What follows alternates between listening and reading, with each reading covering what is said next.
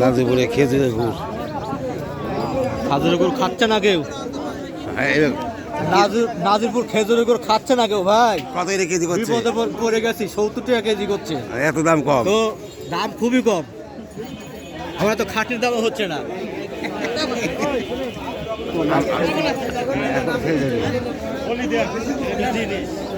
আমদানিও কম, দামও কম।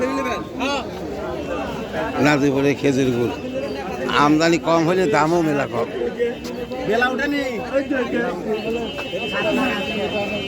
আমদানিও কম, দামও কম।